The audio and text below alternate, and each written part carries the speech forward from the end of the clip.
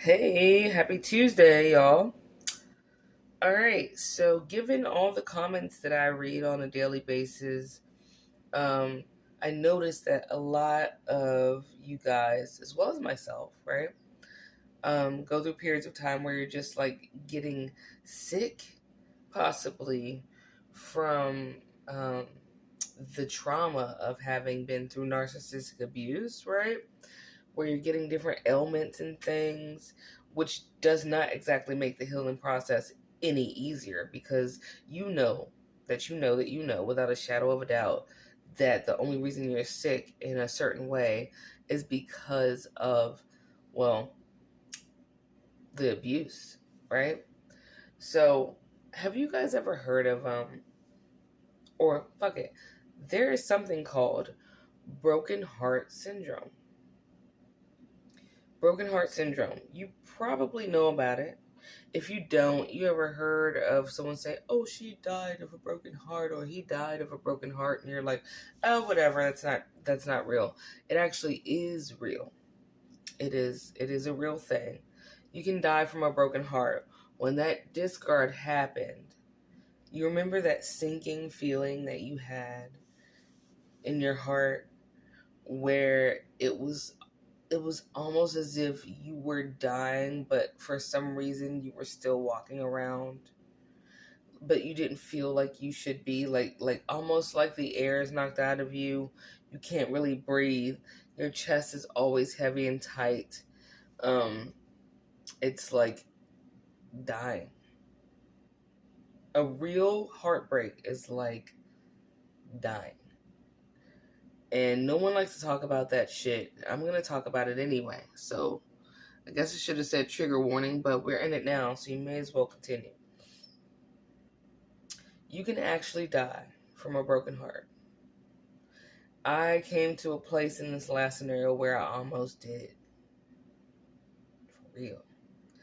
And I guess on the one hand, I'm glad that I learned to love that hard, but I was very disappointed in humanity as a whole when I came to the realization forcibly that there are actual demonic entities pretending to be people that do these kinds of tragic, abusive routines with kind and genuine people like myself. It was hard to come to grips with that, so much so that it felt like I was genuinely going to die. And I very well could have. So, and same for you. So, broken heart, I studied this for you guys and myself. Broken heart syndrome can come from, and of course, I sporadically write all my notes. There's no way you can, like, really get the way that I write my notes. I write them. Right? Anyway, but broken heart syndrome can come from the loss of a loved one. Um, it really can. It can come from the loss of a loved one.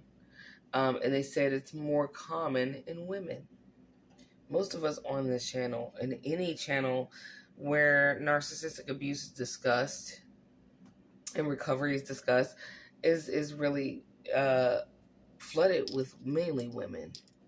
But don't feel bad, guys. If you're in here, I love you too. I'm just saying the majority, right, is women that go through it, and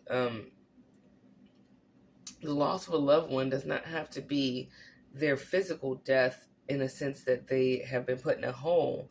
When you are in love with someone and they do to you what the narcissist did to you, which is intentionally up and leave you without warning, right?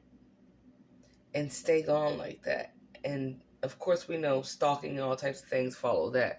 But just the initial loss of a loved one is the same. It's a death. It's a death. It's rolling over and feeling that spot in the bed that they would usually be in, and it's no longer warm, and they're not there, and you know that you know that you know they're fucking someone else and they're doing something else intentionally. and that they don't care that they hurt you and that they planned it and things like that. That is like a big, huge heart fucking arrow in the middle of the chest as heartbreak.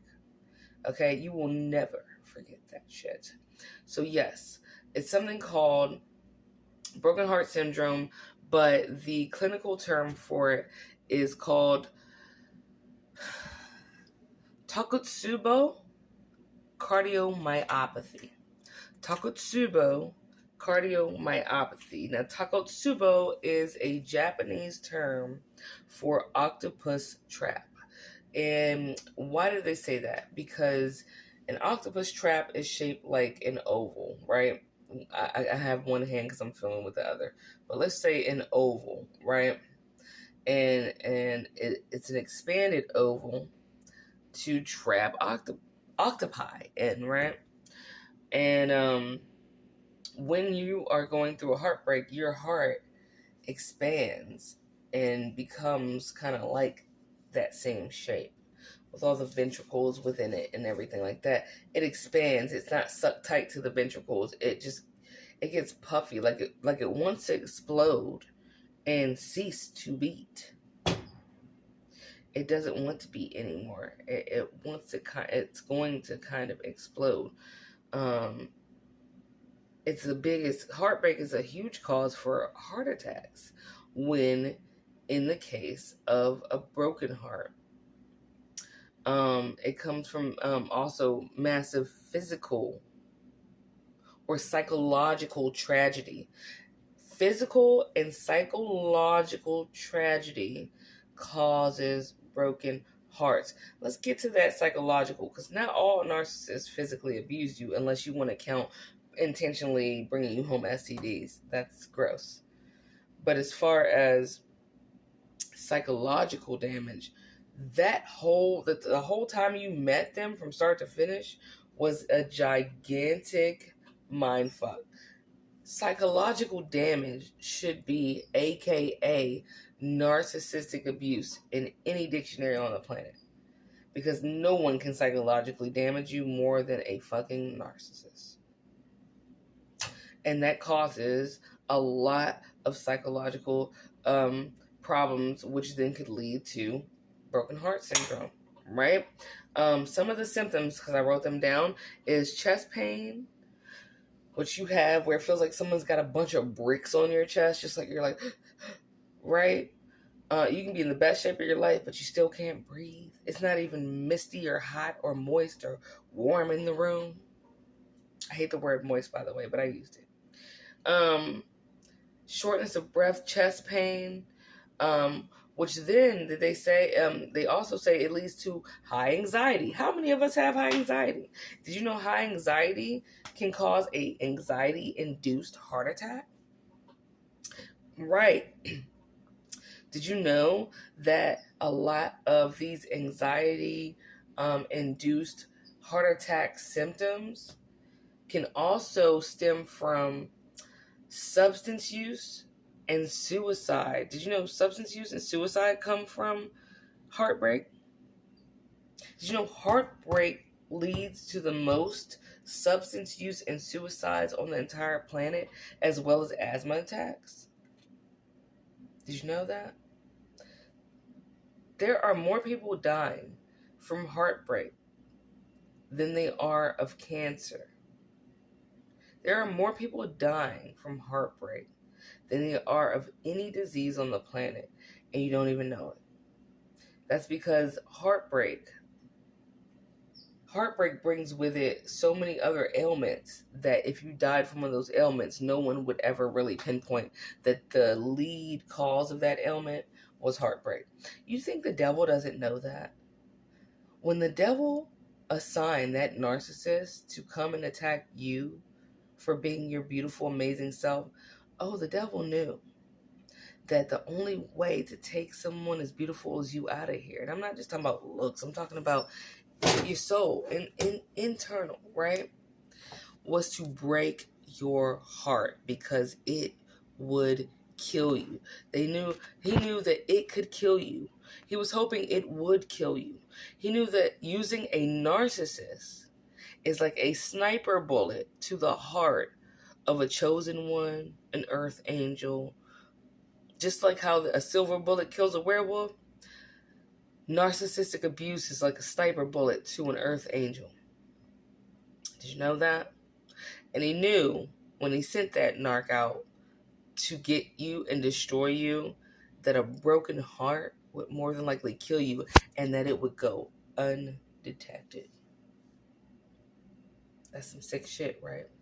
It also can lead to something called white coat syndrome, which I was told I had recently at the doctor's office. What that is, have you ever gone to the doctor? It happens to me every time, by the way. And you don't ever have high blood pressure. You're not known to have high blood pressure. You just don't have it. But every time you go and they check your blood pressure, they're like, oh my God, you need to go to the hospital. Your blood pressure's that high. Like, what are you doing? It's so high. We're going to have to keep checking it back to back to back. It has to go down, or else we're going to have to send you to the emergency room. And you're like, no, I'm just really stressed right now from even just being here. Yeah. That is called white coat syndrome. Did you know that's also a factor and a side effect of broken heart syndrome? Yeah. After that encounter with that narc, you're so on edge, you're so anxious that you know, anxiety can even cause cancer. Stress in general can fucking kill you. The devil knew that, and that's why they sent that narc here. So, to wind this up real quick, not wind it. Wind it up, right? To wrap it up, I just wanted to give you guys that, knowledge, because a lot of us are going through that. I'm going through it too. There's times where shit happens to me and in my body, and I'm like, what? Because I didn't even register that I'm as stressed as I am, right? I didn't even know, because I placed it in a box somewhere in the back of my head, but it doesn't mean that it's gone. So let's make a pact together, you guys, to do things that are good for ourselves every day. I don't give a shit if it's just a 5-minute walk a day, taking your shoes off and standing in the grass, petting someone's dog and smiling at a stranger, buying a balloon for a child, or staring at a sunset, whatever the fuck, having your glass of wine, whatever it is, let's start doing it, because I don't want you or I to pass away from that. There is a movie, of course I have to slide that in before I go. It's an old movie in black and white called, it's called Imitation of Life. And this poor woman, literally, in this movie, if you watch it and don't cry, you should see a therapist, because in this movie, this woman, because of her daughter that was so gross, literally died from a broken heart. And the narcissist, before the narcissist, the devil knew that a broken heart would be the only thing that could annihilate you, that earth angel. And therefore, he sent the narc to commit the perfect murder. Anyway, I love you guys. Sorry for the long video. Let me hop off before it goes all the way to 14 minutes. I love you so much, okay? I hope you make it through the whole thing. Bye.